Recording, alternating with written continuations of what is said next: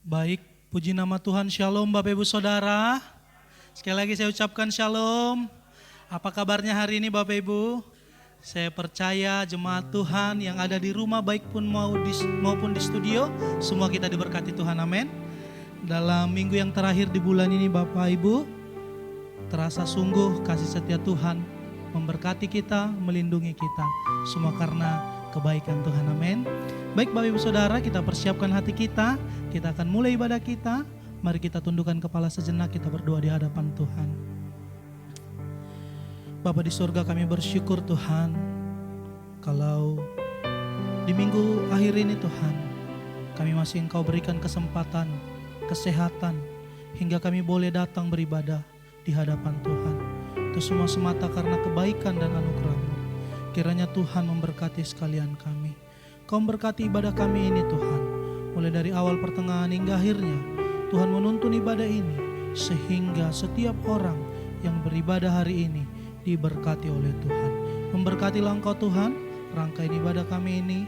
Bila ada kuasa-kuasa yang coba-coba mengganggu kami tolak, kami patahkan, kami hancurkan dalam nama Yesus. Kuasa Allah melindungi kami dalam ibadah ini.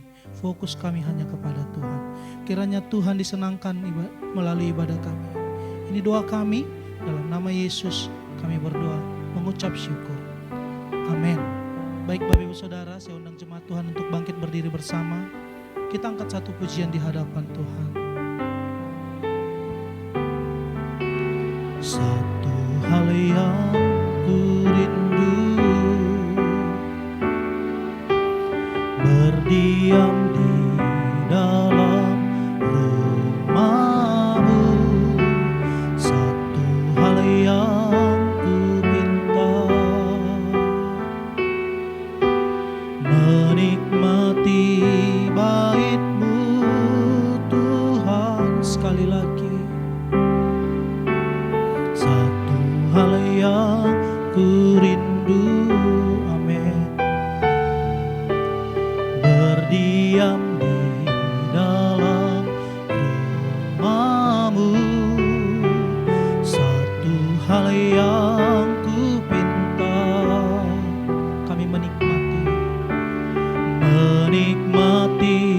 bait-Mu Tuhan. Lebih baik satu hari di pelataran-Mu daripada 1000 hari di tempat lain.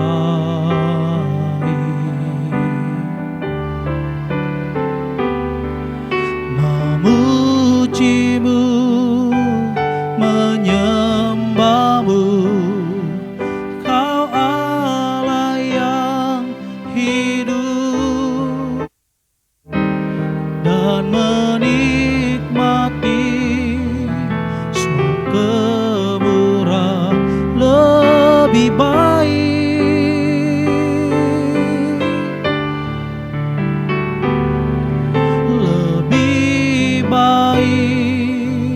satu hari kami menyembah-Mu, lataran-Mu, daripada 1000 hari di tempat lain. Ini kerinduan kami, memuji-Mu, menyembah-Mu, Kau Allah yang hidup, dan menikmati semua kemurahan-Mu. Kembali lebih sungguh, angkat pujian ini, katakan bersama. Satu hal yang ku rindu, berdiam di dalam rumah-Mu.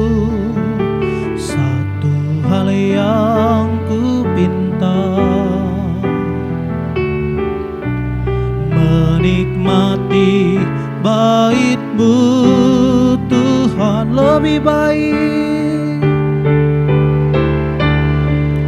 lebih baik satu hari di pelataran-Mu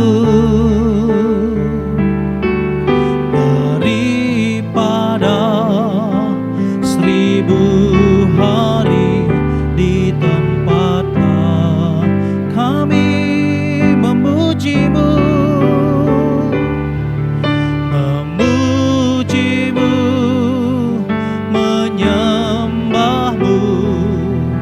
Kau Allah yang hidup dan menikmati semua kemu. Mari kita sembah Dia. Lebih baik, oh, lebih baik satu hari, amin, di pelataran-Mu daripada 1000 hari di tempatlah. Ini kerinduan kami, memuji-Mu, menyembah-Mu. Kau Allah yang hidup dan menikmati semua kemurahan-Mu, dan menikmati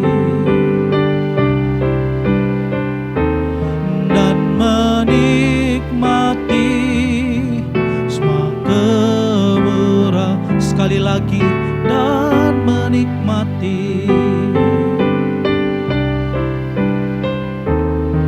semua kemurahan-Mu. Mari kita sembah Dia. Haleluya, haleluya. Menikmati baik-Mu adalah lebih baik bagi kami. Satu hari di pelataran-Mu, di rumah Tuhan, memuji-muji Allah kami, menyembah Allah kami daripada di tempat lain. Ya Tuhan, kami menyembah-Mu Tuhan. Kerinduan setiap umat-Mu adalah datang menyembah-Mu, meninggikan dan memuliakan, menyembah Tuhan di rumah-Mu, menyembah Allah kami di tempat kudus-Mu. Sebab Engkau Allah yang layak disembah Tuhan. Ini kerinduan hati kami, ini kesenangan kami, ya Allah. Mari kita sembah Dia, tinggikan namanya, agungkan Yesus. Seperti rusa merindukan air-Mu, demikianlah hati kami merindukan Engkau. Haleluya. Hati kami limpah dengan syukur, mulut kami penuh dengan pujian. saat kami datang di hadirat-Mu Tuhan, dengan kerinduan kami bawa hati kami menyembah-Mu. Syukur bagi Allah.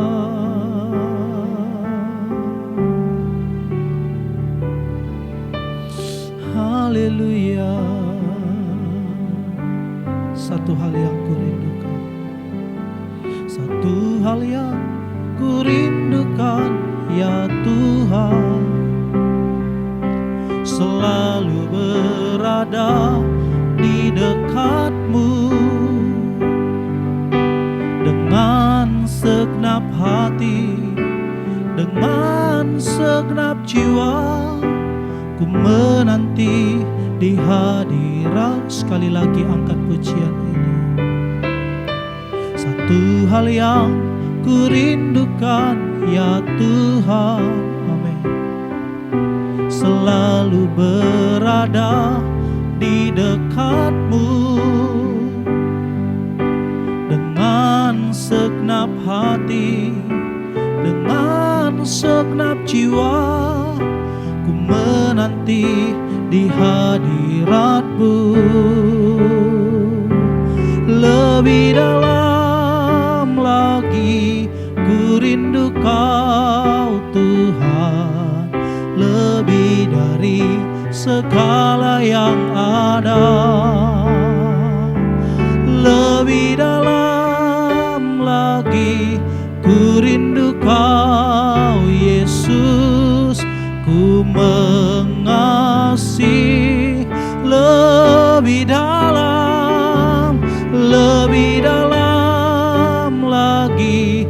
Ku rindu Kau Tuhan, lebih dari segala yang ada. Lebih dalam lagi ku cinta Kau Yesus. Ku dengan iman sekali lagi, lebih dalam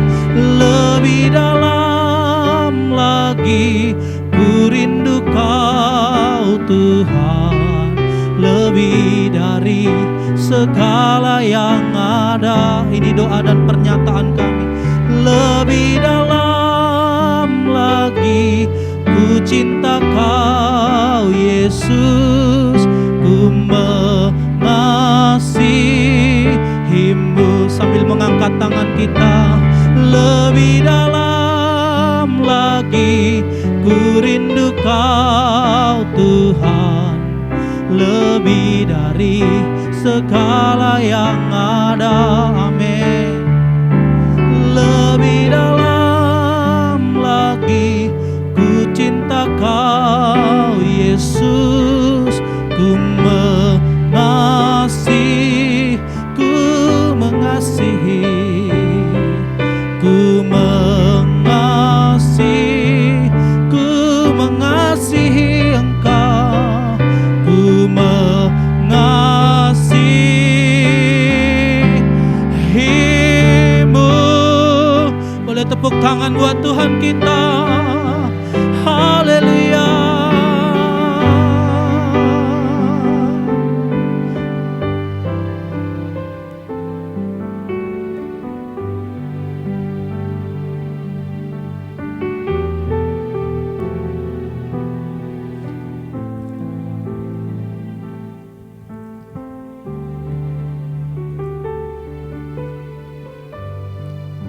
Kami bersyukur ya Tuhan, sebab Engkau sungguh mengasihi kami.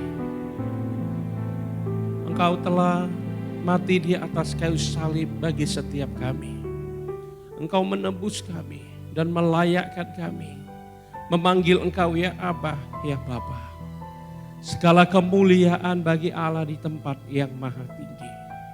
Tuhan, dengan apakah kami membalas kasih-Mu Tuhan? Yaitu dengan mengasihi Engkau dengan segenap hidup kami. Bapa, kami bersyukur pada pagi hari ini. Tuhan, sebuah anugerah yang besar, anugerah yang indah yang Kau curahkan bagi kami. Sehingga setiap kami Tuhan bisa berada di tempat ini untuk memuji, memuliakan nama-Mu, untuk mendengarkan firman-Mu untuk meninggikan Engkau, untuk beribadah Tuhan, bersekutu dengan Engkau. Lebih dari apapun yang kami butuhkan di dunia ini Tuhan, yaitu hadirat-Mu, bersekutu dengan Roh, dan menikmati Engkau seumur hidup kami. Terima kasih Tuhan, saatnya kami duduk diam di kaki-Mu. Sama seperti Maria duduk diam di kaki-Mu, mendengarkan setiap sabda-Mu. Tuhan, pada hari ini kami rendahkan hati kami. Kami buka hati kami. Berbicaralah tengah-tengah kami ya Roh Kudus, kami siap mendengarkan firman. Kami rindu Tuhan, kerinduan hati kami akan firman-Mu. Lebih dari apapun yang bisa digambarkan di dunia ini. Karena kami merindukan Engkau Tuhan seumur hidup kami. Terima kasih Bapa, di dalam nama Tuhan Yesus yang hidup. Mari Bapak Ibu yang siap mendengarkan firman Tuhan. Baik di tempat ini dan di rumah kita masing-masing, bersama dengan saya mengatakan, amin, amin, amin. Silakan duduk Bapak Ibu yang dikasih Tuhan. Bapak Ibu, hari ini saya ingin kita melihat dalam Efesus pasal yang ke-6 ayat yang ke-10 sampai ayat yang ke-20. Di GBI Avia CBD Polonia kita membahas ini menjadi 4 sesi penting ya, ketika kita membahas tentang kitab Efesus dalam perikop ini, dan kita membagikannya sebagai sebuah perenungan dalam doa Selasa malam. Ya, dan ini sangat luar biasa ketika saya mempelajarinya, lalu saya merenungkan, ternyata hal-hal inilah yang menjadi bagian kehidupan kita sebagai orang percaya dan apa yang kita hadapi di sekitar kita.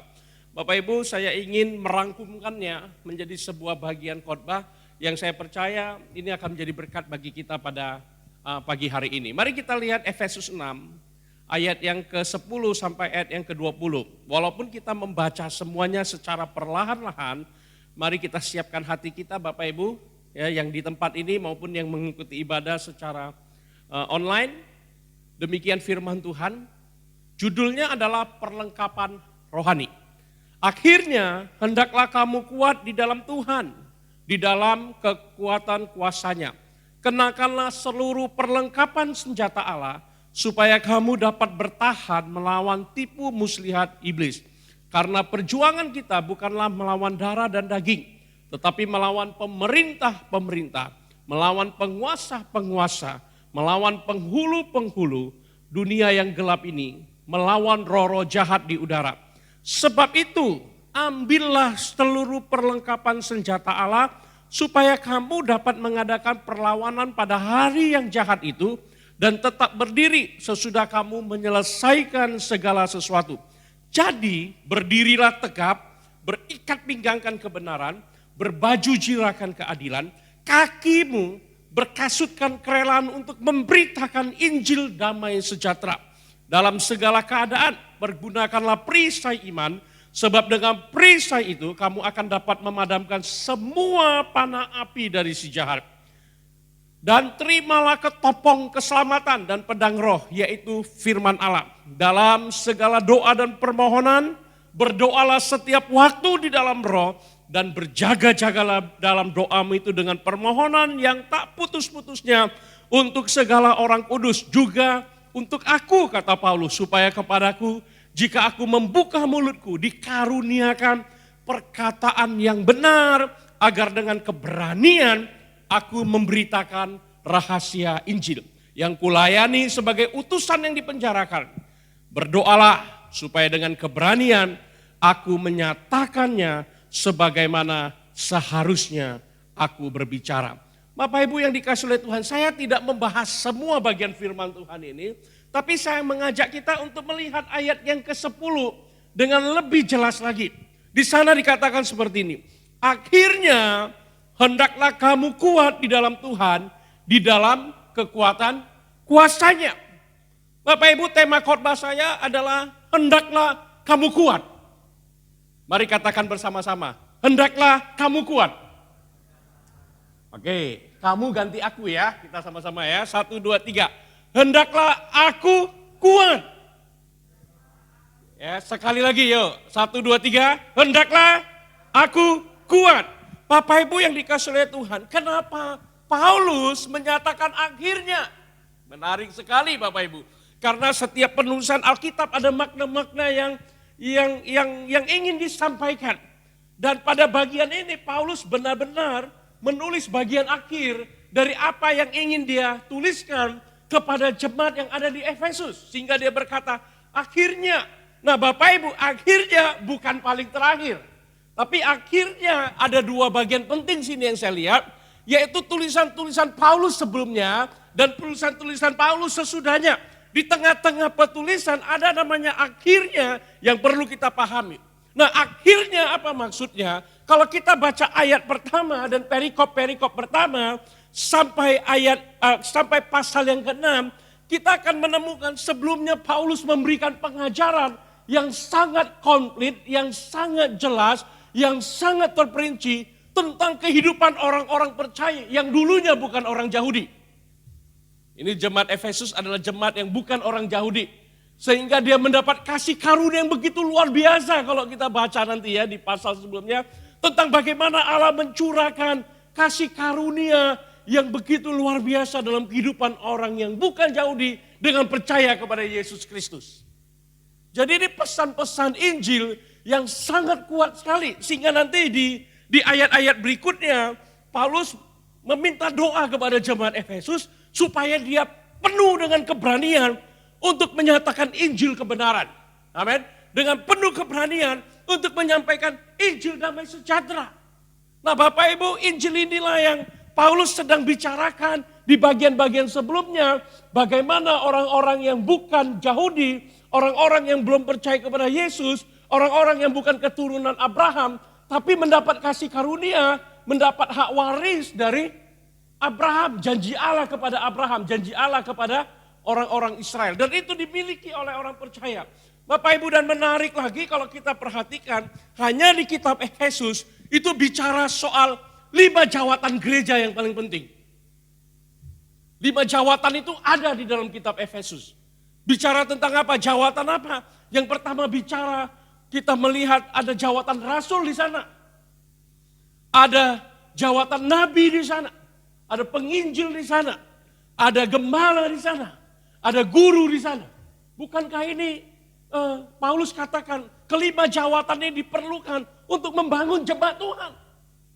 Kalau saya melihat ini merupakan kelengkapan yang harus dimiliki oleh gereja Tuhan. Saya menemukan Bapak Ibu dalam pelayanan saya, paling tidak dalam sebuah gereja Tuhan, paling sedikit dia punya 3 karunia ini. Paling sedikit, mungkin rasul kita masih perlu doakan sungguh-sungguh ya. Biasanya kalau kita bicara rasul itu bicara penanaman gereja pada zaman sekarang. Orang-orang, nah ini salah persepsi banyak orang Kristen tentang rasul. Rasul itu bukan pergi ke daerah yang sudah Kristen kemudian bangun gereja di sana, itu bukan rasul. Tapi kalau rasul menurut firman Tuhan adalah rasul pergi ke daerah yang belum Kristen, kemudian dia menanam gereja di sana. Makanya Nomensen dianggap rasul bagi Tanah Batak, benar ya? Karena Tanah Batak waktu dia datang belum Kristen sama sekali. Dan dia berhasil mendirikan gereja Tuhan di sana. Nah Bapak Ibu, itulah rasul. Di zaman sekarang masih ada rasul, masih ada. Karunia rasul, bukan rasulnya ya. Karunia rasul masih ada. Kemudian karunia nabi memang ada. Tapi jarang kedengaran hari-hari ini. Nabi itu bicara soal teguran, soal nubuatan-nubuatan. Itu harus diuji semuanya. Ujilah setiap nubuat-nubuat kata firman Tuhan. Tapi paling tidak dalam gereja Tuhan ada penginjil, amin. Pergi kemana-mana memberitakan Injil, membawa kabar baik. Dan setiap kita harusnya memiliki spirit penginjil itu. Yaitu apa? Menceritakan kasih Kristus. Memberitakan amanat agung kemana kita pun pergi. Setiap jemaat Tuhan ini bukan hanya pekerjaan seorang hamba Tuhan, pendeta, ya majelis, diaken, atau pengurus gereja. Tidak, ini pekerjaan semua jemaat Tuhan untuk menjadi saksi Kristus kemanapun kita pergi. Yang kedua, jawatan dalam gereja paling tidak harus ada gembala. Kalau gereja tidak ada gembala ini berbahaya, liar. Bapak Ibu ya. Banyak juga, ada juga gereja-gereja yang didirikan tidak ada gembala di sana. Tidak bisa, itu pasti liar, satu saat akan liar. Kenapa? Karena gini, saya ingin beritahu dari tempat ini. Gembalalah yang mensortir setiap berita-berita khotbah-khotbah yang diterima oleh jemaat. Gembala itu pekerjaannya berat. Itu dia harus mengcounter setiap pengajaran-pengajaran yang tidak sesuai dengan firman Tuhan. Karena di luar sana banyak sekali pengajaran-pengajaran yang beredar, yang kalau tidak hati-hati, maka banyak jemaat Tuhan yang belum matang di dalam Tuhan akan disesatkan. Saya masih ingat pada tahun-tahun 90-an, 80-an ada pengajaran teologi kemakmuran yang begitu berkembang dan semua orang itu matanya tertuju ke sana. Dan itu pekerjaan gembala-gembala yang sungguh-sungguh sangat berat sekali. Kenapa? Karena faktanya ketika bicara soal teologi kemakmuran banyak juga orang Kristen yang menderita sampai akhir hidupnya. Sulit dijelaskan Bapak Ibu. Karena itu peran gembala sangat penting, harus mengcounter, menguatkan jemaat yang patah arang. Tidak heran ada orang-orang yang pada masa itu orang Kristen yang sungguh-sungguh tiba-tiba dia pahit hati kepada gereja Tuhan. Pahit hati kepada Kristus. Kenapa? Karena pengajaran yang dia terima salah. Ikut Tuhan harus diberkati secara materi, kaya secara materi. Itu pengajaran yang berhati-hati. Walaupun benar kalau kita ikut Tuhan kita akan ada dalam kelimpahan. Amin. Kecukupan. Tapi itu bukan esensi utama kita mengikut Tuhan. Ini harus kita pahami dan ini pekerjaan seorang gembala yang tidak mudah. Dan seorang gembala juga dia adalah seorang pengajar, guru. Dua karunia gembala dan guru berbarengan. Bahkan tiga. Ya, tadi saya katakan penginjil, gembala, guru itu merupakan tiga serangkai yang wajib dimiliki oleh gereja Tuhan. Untuk apa? Gereja berkembang dengan dinamis, terus-menerus, bergerak, terus-menerus, bergerak, terus-menerus. Kalau gereja tidak ada memberitakan Injil, maka garam ketemu garam, kepahitan hati di mana-mana. Ya, terang ketemu terang. Dulu ada iklan zaman saya masih remaja, silau men katanya, kan gitu ya. Terang ketemu terang, silau men, nggak nampak. Ya, yang nampak apa? Semakin nampak. Sini wajah kalau disinari terang, nampak nih bekas-bekasnya semua. Kenapa? Karena kita fokus kepada terang yang semakin terang itu. Tapi kalau kita pergi menginjil, maka fokus kita berbeda kepada jiwa-jiwa. Makanya salah seorang pakar teologi pertumbuhan gereja mengatakan, kalau gereja Tuhan pergi penginjil, maka tidak akan pernah terjadi gontok-gontokan dalam gereja Tuhan. Tidak akan pernah terjadi sakit hati dalam gereja Tuhan. Karena fokus mereka apa? Pergi. Bawa jiwa-jiwa kepada Tuhan. Dan ini merupakan tugas kita sebagai orang percaya. Bapak Ibu, dan tugas ini tidak mudah. Belum lagi Paulus menjelaskan tentang hubungan suami istri. Hubungan yang sangat berat sekali. Bapak Ibu. Iblis selalu ingin menghancurkan keluarga-keluarga. Karena ketika keluarga hancur, pribadi-pribadi di dalamnya hancur. Generasi hancur. Kalau generasi hancur, maka bangsa juga akan hancur. Gereja Tuhan akan hancur. Itulah sebabnya Paulus begitu menekankan tentang hubungan suami istri yang ada di dalam kitab Efesus.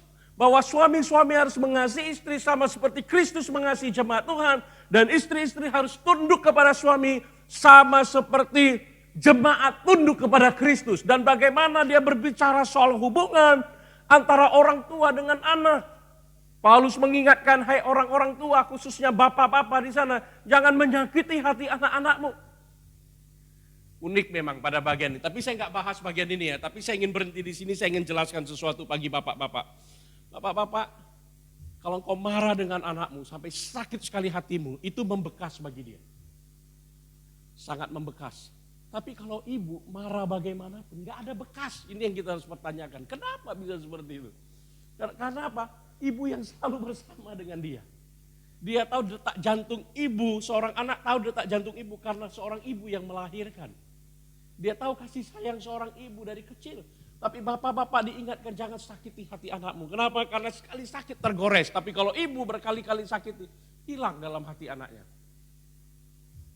Kan itu memang hubungan emosional yang sudah terbentuk Bapak Ibu. Kemudian antara majikan dengan karyawan. Antara pemilik usaha dengan karyawan yang bekerja di dalam perusahaan itu. Ini hubungan yang complicated, hubungan yang sangat lengkap yang terjadi dalam kehidupan jemaat. Dan sampai titik ini Paulus sadar ini tidak mudah. Paulus sadar tidak mudah. Dalam pelayanan, dalam rumah tangga, dalam karir, ini bicara semua bagian Bapak Ibu. Aspek rumah tangga dibicarakan, aspek hubungan orang tua, anak, suami, istri dibicarakan di sana. Lalu aspek pekerjaan, karir juga dibicarakan di sana. Lalu aspek hubungan dengan sesama orang percaya dibicarakan di sana. Dan ini sebuah penjelasan yang sangat komplit sehingga disinilah problematika kehidupan muncul. yang saya sebut dengan pasang surut kehidupan orang percaya. Di sini terjadi pasang surut kehidupan orang percaya. Dan ini tidak mudah. Paulus lihat ini tidak mudah. Sampai titik ini tidak mudah. Karena itu Paulus katakan akhirnya hendaklah kamu kuat di dalam Tuhan. Di dalam kekuatan kuasanya. Bapak Ibu yang dikasih oleh Tuhan, hendaklah setiap kita menjadi kuat. Dengan kekuatan yang kita dapat dari kuasa Tuhan. Itu penting sekali. It's not my strength. About his strength. Amen. Ini bukan kekuatan saya. Tapi bicara soal kekuatan impossible hand. Yang tidak kelihatan itu. Tangan yang tidak kelihatan. Yang memimpin setiap kita. Kekuatan hidup kita hanya ada di dalam Kristus. Karena kita bersatu dengan Dia. Bapak Ibu ingat. Selama kita hidup di dunia ini roh Allah ada dalam kita. Roh Kristus ada dalam diri kita. Karena itu kita telah menyatu dengan Kristus. Kita telah bersama-sama dengan Kristus. Dan kita harus ingat kekuatan kita datangnya dari Tuhan. Paling tidak Bapak Ibu ada 3 kekuatan yang harus kita miliki. Ya, hendaklah kamu kuat. Yang pertama, kuat dalam melayani Tuhan. Saya telah melayani Tuhan, bukan jadi hamba Tuhan ya. Sejak saya bertobat, baru bertobat. Kemudian kira-kira Tuhan, ya istilah saya gitu. Tuhan membentuk saya sekitar 4 tahun. Ya, dalam proses saya sendiri masih usia remaja. Kelas 1 SMP saya terima Yesus tapi belum deklar secara sungguh-sungguh. Sampai akhirnya kelas 2 SMA saya baru deklarasikan iman saya kepada Yesus dengan dibaptis. Kemudian menyerahkan hidup saya bagi Tuhan. Walaupun ada tantangan-tantangan yang saya hadapi. Tapi setelah itu langsung saya terjun dalam pelayanan. Seperti ditendang masuk dalam pelayanan. Ya. Saat itu langsung saya membentuk komunitas-komunitas sel. Saat itu saya kelas 2 SMA membentuk komunitas-komunitas sel yang ada di sekolah saya. Dan mulai membimbing banyak orang. Saya buta sama sekali tapi saya mau belajar. Akhirnya banyak bahan-bahan yang saya terima. Ya dari renungan, dari mana-mana. Saya jadikan bahan dasar untuk membimbing kurang lebih 20 adik-adik kelas pada masa itu. Dan teman-teman pada saat itu. Selama setahun lebih sampai saya tamat, saya lakukan itu sampai saya tamat SMA. Bapak Ibu ini yang saya lakukan, mentraining, membimbing orang-orang untuk menjadi orang Kristen yang sungguh-sungguh. Dan ini tidak mudah Bapak Ibu. Selanjutnya saya terjun dalam pelayanan lintas gereja dulu. Dalam sebuah komunitas kegerakan doa. Saya nggak langsung terjun di gereja. Ya komunitas gerakan doa saat itu masih pelajar juga. Masuk ke dalam mulai mau kuliah, jadi kita mulai lintas sana, kemudian panggilan Tuhan semakin kuat dan akhirnya saya ambil sekolah Alkitab. Setelah saya menyelesaikan kuliah komputer saya masuk sekolah Alkitab 2006 baru saya terjun dalam gereja Tuhan dengan menjadi full time sampai sekarang. Itu artinya sudah lebih dari 20 tahun melayani Tuhan dan saya menemukan Bapak Ibu yang dikasih oleh Tuhan pelayanan tidak mudah. Melayani Tuhan tidak mudah. Baik dia sebagai pelayan biasa, sampai kepada pelayan inti, sampai kepada hamba Tuhan, pendeta. Tidak mudah. Dan Paulus menyadari itu. Karena itu Paulus berkata kepada jemaat Tuhan dan kepada dirinya sendiri, hendaklah kamu kuat dalam melayani Tuhan. Kuatlah di dalam Tuhan, dalam perkaranya dan untuk kepentingannya. Ini tidak mudah Bapak Ibu. Ya. Kadang-kadang sudah melayani sukarela, malah kita kasih uang kita berikan hidup kita.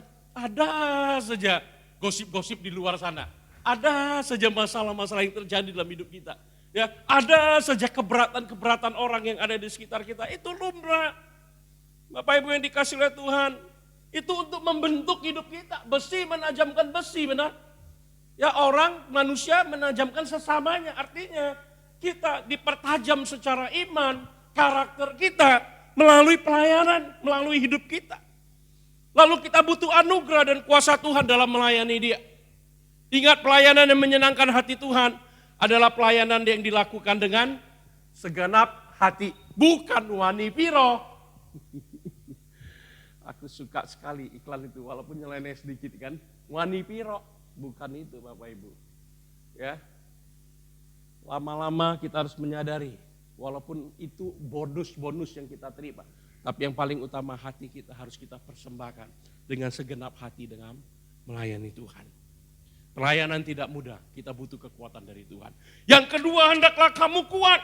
Kuat dalam apa Bapak Ibu? Ternyata dalam kehidupan orang Kristen, kita juga mengalami yang namanya penderitaan. Sehingga Paulus mengingatkan bukan hanya kuat dalam melayani Tuhan, tapi kuat dalam menanggung penderitaan yang kita alami hari-hari ini. Loh, kok bisa menderita ikut Tuhan? Karena memang bagian dalam ikut Tuhan adalah penderitaan. Penderitaan bukan hanya bicara soal kemiskinan. Penderitaan juga berkaitan tentang apa yang kita inginkan tidak bisa kita lakukan lagi. Itu sebuah penderitaan. Setelah kita komitmen untuk ikut Yesus, benar atau benar? Ya, saya seluruh dengan teman-teman saya yang sekolah Alkitab pada masa itu, saya bilang gini, kalau belum bertobat bolehlah buka cabang di mana-mana. Tapi setelah bertobat, apalagi mau jadi pendeta, jangan buka cabang di mana-mana. Bapak Ibu tahu buka cabang, punya pacar di mana-mana. Karena gini, Pak Baktian mengerti yang saya bilang. Ini juga mungkin ya, sekolah Alkitab mengerti ini. Kita setiap semester diutus ke gereja-gereja, benar atau benar? Jadi di gereja sana satu semester tebar pesona. Dapat satu. Semester berikutnya pindah lagi, buka cabang lagi. Bukan buka gereja. Setelah kita bertobat sungguh-sungguh nggak boleh lagi. Walaupun kita tahu pandangan dia itu berbeda dengan kita ya Jo ya. Udah merit belum kan? Buka cabang di mana-mana, enggak kan? Kalau dia buka cabang pasti laris kan gitu ya. Saya dulu kurus, nggak seperti dia mantapnya bodinya sekolah Alkitab.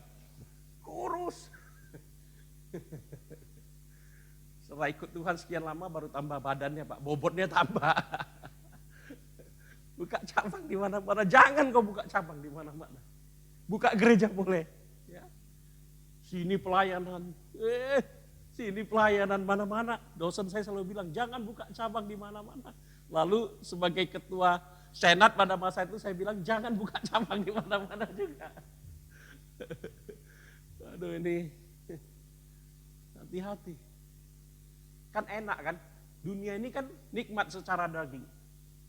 Tapi orang percaya tidak bisa melakukan semua kenikmatan daging. Benar atau benar? Penderitaan enggak? Menderita. Menderita. Teman-teman cakap kasar, perkataan kotor keluar biasa saja. Kita kayaknya menderita di hati kita.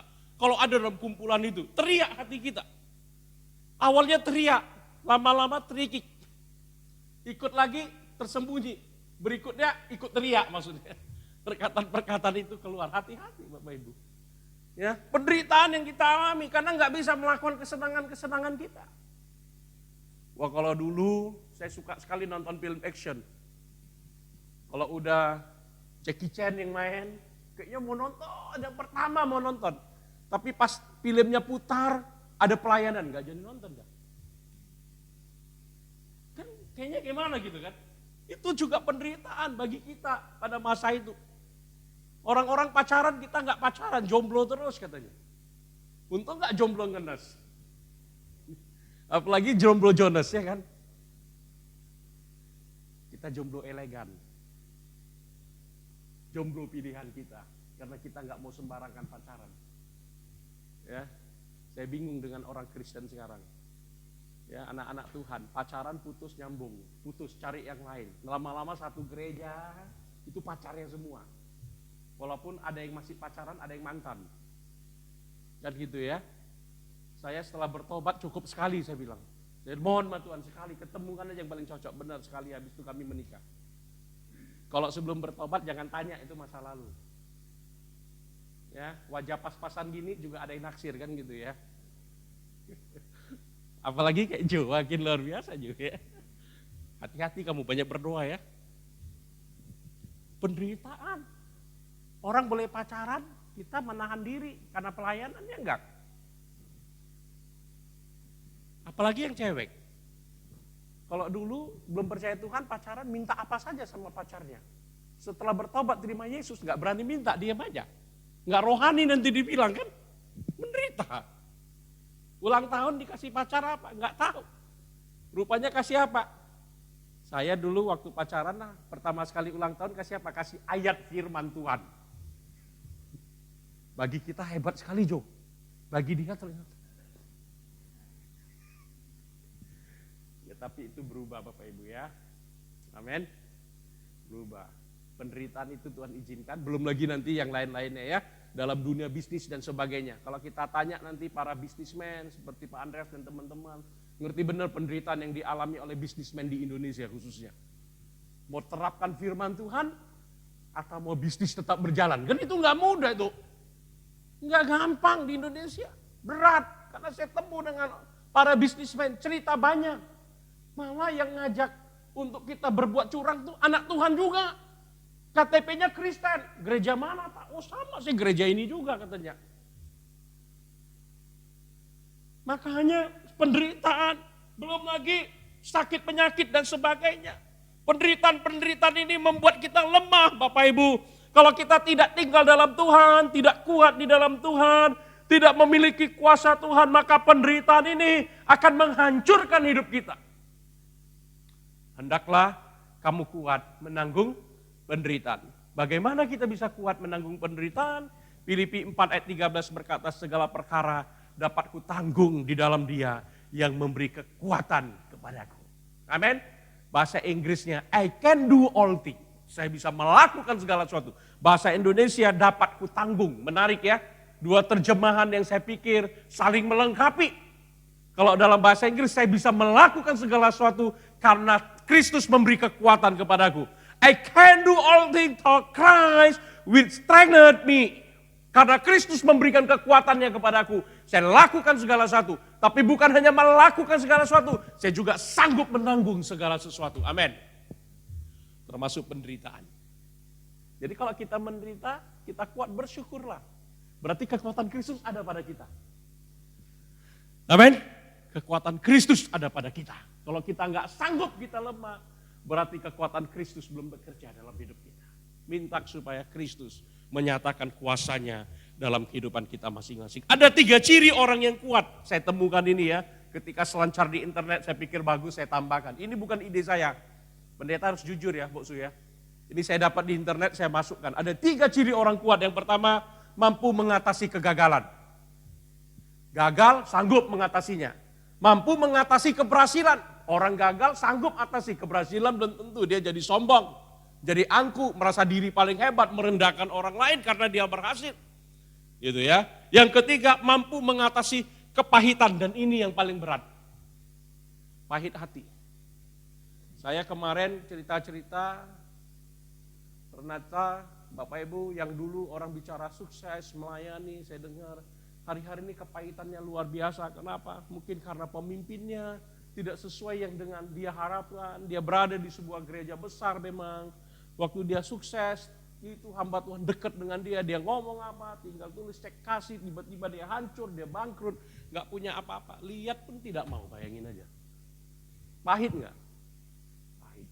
Dia bilang, untuk apa ikut Tuhan? Dia gak tahu itu oknum manusia, benar ya? Kemarin saya ketemu dengan salah satu anak Tuhan, cerita tentang di daerah dia, daerah Cemara, ada satu yang meninggal, tapi istrinya itu kepahitan dengan Tuhan, bayangin aja. Gara-gara suaminya meninggal, usianya masih muda. Dia nggak bisa terima.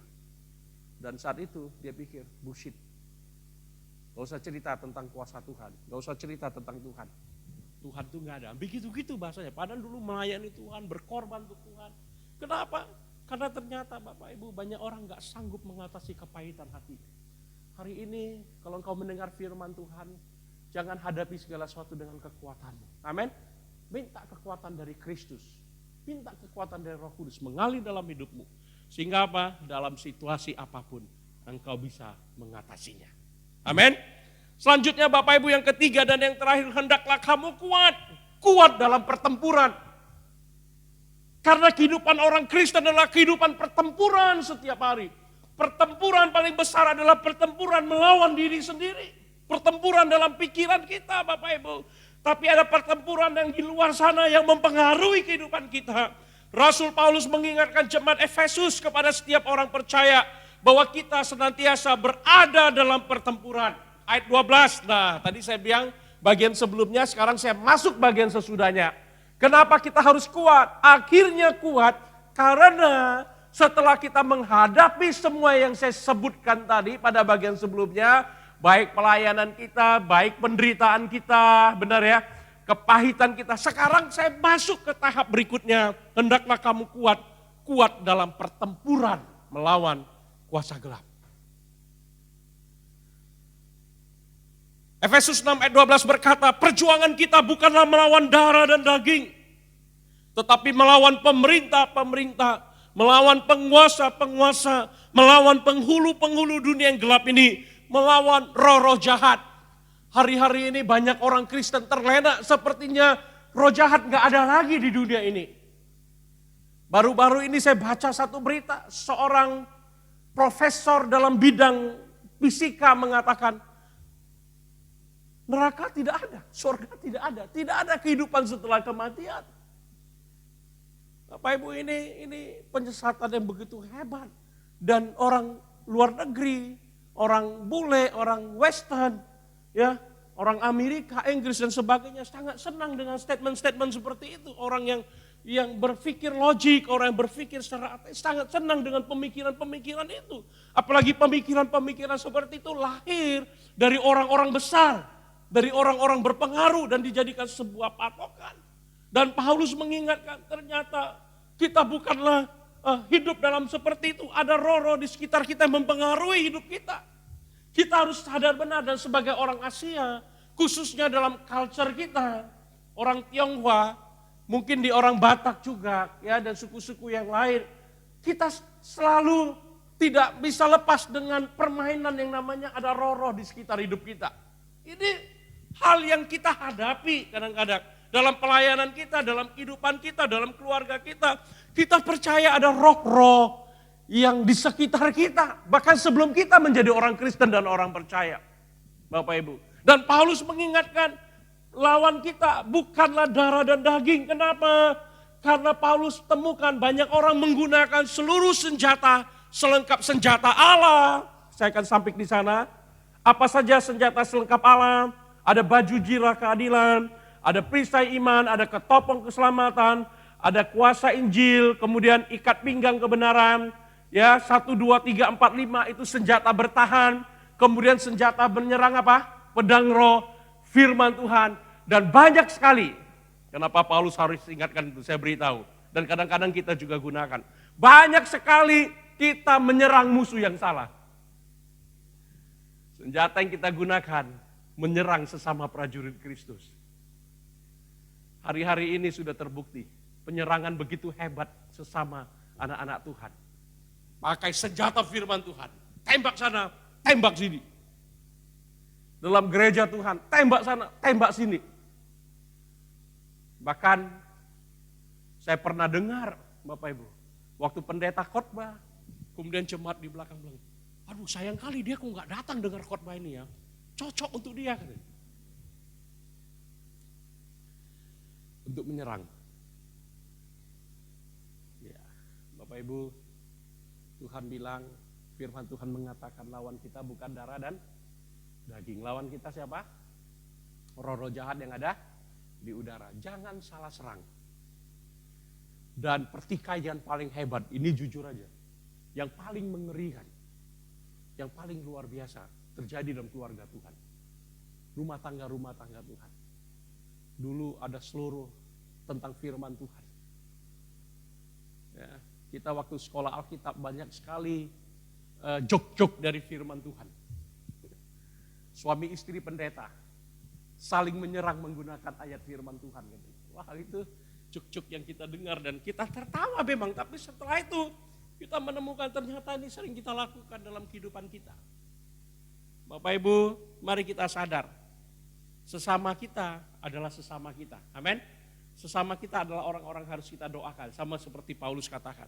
Sesama kita adalah orang-orang perlu kita dukung. Kalau salah kita luruskan. Amin. Kalau salah kita bimbing. Kan gitu. Kalau nggak bisa bimbing, kata Paulus, udah serahkan ke tangan iblis. Itu Paulus memang agak keras memang dalam hal ini.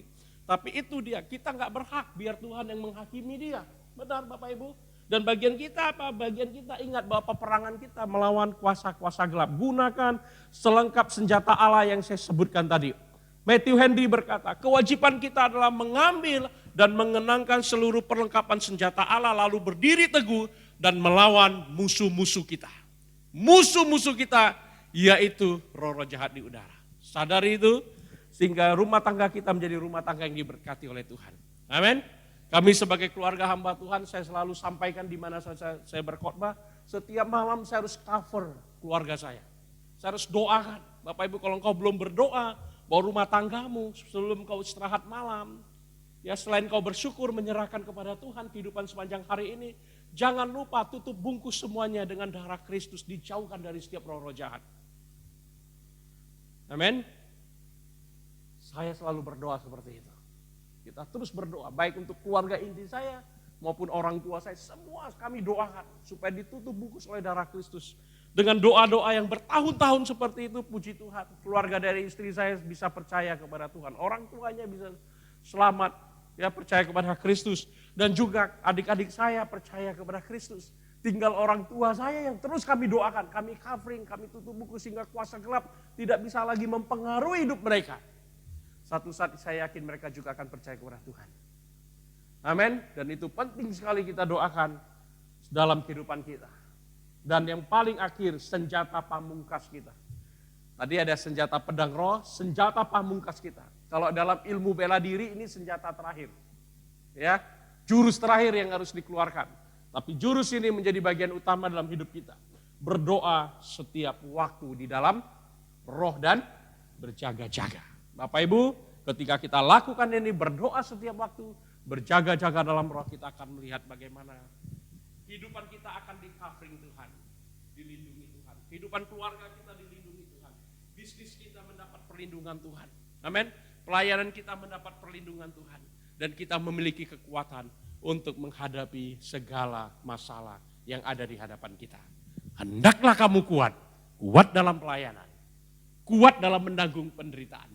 Kuat dalam pertempuran secara rohani yang sedang kita hadapi hari-hari ini. Mari kita satukan hati, kita berdoa. Bapa kami kembali datang di hadapan-Mu Tuhan. Kami percaya kuasa-Mu nyata bagi kami. Hari ini Tuhan kami diingatkan melalui kebenaran firman-Mu bahwa kami harus kuat menghadapi setiap masalah yang kami hadapi. Firman Tuhan mengatakan akhirnya hendaklah kamu kuat. Kuat di dalam kuasa Tuhan. Hari ini Bapak kami mohon kuasa-Mu nyata bagi kami. Dan hari-hari ini jika ada jemaat-Mu di tempat ini, maupun yang sedang mengikuti ibadah secara online di channel YouTube ini Tuhan, yang hari-hari ini begitu lemah, Bapa Engkau menjamah setiap anak-anak-Mu, kekuatan kuasa-Mu dicurahkan atas kehidupan kami, sehingga kami kuat menanggung setiap penderitaan kami. Kami kuat dalam pertempuran yang terjadi dalam kerohanian kami, dalam peperangan rohani kami. Dan kami percaya Tuhan, Engkau memberikan kemenangan bagi kami. Tutup bungkus setiap umat-Mu Tuhan, keluarga kami dengan darah-Mu yang kudus. Sehingga tidak ada satu kuasa gelap pun yang mampu menyentuh kami tanpa seizin dari Tuhan. Terima kasih Bapak, kami serahkan tubuh jiwa roh kami dalam tangan-Mu. Hamba-Mu telah selesai berbicara, tapi hamba percaya Roh Kudus akan terus menerangi hati dan pikiran kami. Dalam nama Tuhan Yesus yang hidup kami berdoa. Mari sama-sama kita katakan, amin, amin, shalom, Tuhan berkati. Shalom, puji Tuhan. Kita sudah mendengarkan firman Tuhan, kita diberkati, kiranya kuatlah kita di dalam Tuhan. Dan biarlah firman itu terus bertahta dalam kehidupan kita. Kita mengumumkan bahwa minggu depan tetap berkebaktian pukul 8 dan disertai dengan perjamuan kudus. Biarlah kita semua boleh mempersiapkan diri, baik yang onsite maupun yang online. Baik, sebentar kita akan memberikan persembahan, kita akan mempersiapkan persembahan. Kita berdoa. Bapa yang di surga, kami mengucap syukur, terima kasih untuk kemurahan yang Tuhan berikan. Biar hidup kami disertai dan dilindungi Tuhan. Berikan kami kekuatan Tuhan untuk melawan penguasa-penguasa udara, untuk roh-roh jahat. Tuhan, biar Engkau melindungi kami, sertai kami Tuhan. Kami tahu penyertaan-Mu Tuhan, perlindungan-Mu. Terima kasih Tuhan untuk kemurahan-Mu. biar hidup kami terus dikawal oleh Roh Kudus. Terima kasih untuk ibadah hari ini Tuhan, bahwa kami diberi kemurahan terus boleh menikmati bersama dengan Engkau. Berkati hamba-Mu yang sudah menyampaikan firman-Mu, biar hamba-Mu ini Engkau pakai secara luar biasa, dan firman-Mu terus boleh disampaikan, dan khususnya bagi mereka yang belum mengenal firman Tuhan. Terima kasih untuk gereja-Mu Tuhan yang Kau pakai, biar melalui gereja-Mu GB Abia Setiabudi, Tuhan memberkati, dan melalui gereja-Mu ini nama-Mu dimasyurkan. Berkati hambanya yang melayani, dan berkati jemaatnya dimanapun berada. Para jemaat Tuhan sertai lindungi, dijauhkan daripada sakit penyakit, dijauhkan pada virus-virus corona, dan biar protokol kesehatan tetap kami boleh menikmatinya. Kami juga berdoa Tuhan untuk vaksin-vaksin yang sudah disediakan pemerintah. Tuhan memberkati, biar melalui vaksin ini tubuh kami diberikan kekebalan, dan kami boleh melawan virus-virus corona ini. Berkati negara kami Tuhan, berkati Indonesia. Terima kasih Tuhan, dan kami menyerahkan tangan-tangan yang sudah mempersiapkan untuk memberi persembahan, baik melalui kolektan, baik melalui transfer ke rekening-rekening gereja. Tuhan sertai, Tuhan berkati. Terima kasih Tuhan, hanya di dalam nama Yesus kami boleh berdoa. Amin.